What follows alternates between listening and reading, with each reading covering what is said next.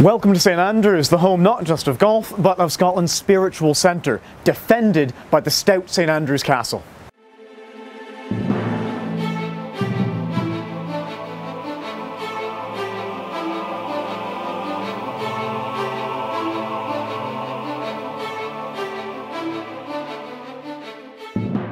St Andrews is an ancient place of worship, and in the Middle Ages it served as the main seat for the most powerful clergyman in Scotland, the Bishop of St Andrews. And from here he ruled over a diocese which extended from the Lothians, where Edinburgh is, all the way up north past Aberdeen, an extraordinary sphere of influence, almost rivaling that of the king himself. There are a whole host of really big names associated with St Andrews because of its significance, and that goes way back into the 1100s. For instance, David I, who is widely credited with bringing feudalism to Scotland, was here and established the borough itself.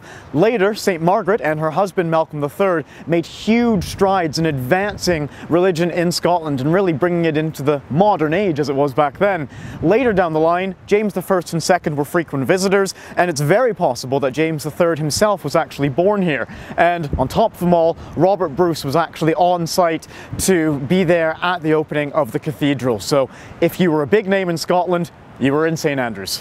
One of the unique and pretty unsettling features about St Andrews Castle is the bottle dungeon, which I'm peering over into now. It's wide at the bottom, narrow at the top, so there's no escape, no windows, no ventilation. Absolutely miserable. And it was used not just for religious prisoners, but for political and civil ones as well, because remember, St Andrews Castle isn't just an ecclesiastical site, it's a lordly site as well. And one of the lords was Cardinal David Beaton. He was murdered in the siege of 1546. His body was covered in salt and then pitched over into the bottle dungeon to rot for several months. A pretty undignified end for one of Scotland's preeminent figures. The importance of St Andrews Castle was recognised by all, not just Scots, and that's why, following the death of Robert Bruce in 1329, the English came and took the castle yet again. It was held by them from 1330 until 1337, when there was a tremendous siege. Standing in the portcullis or gatehouse of the castle, you get a sense of what the attackers would have been up against. It's a tremendously well fortified site, and the Scots had to bring a special device called the bowstower, possibly a ram, or even more likely a massive rock hurling engine to bring down the castle. It was successful, but only after 3 weeks of trying, and afterwards the bowstower was brought down to Bothwell Castle, another very important site, to retake it for the Scots there. That again just reinforces how much effort people would go through to hold on to this very important ecclesiastical and political site.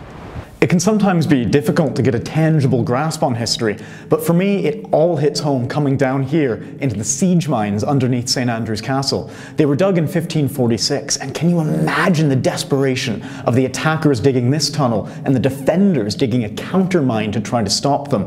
It's ferocious, it's claustrophobic, it's nitty-gritty, up close and personal, and that is how I like my history.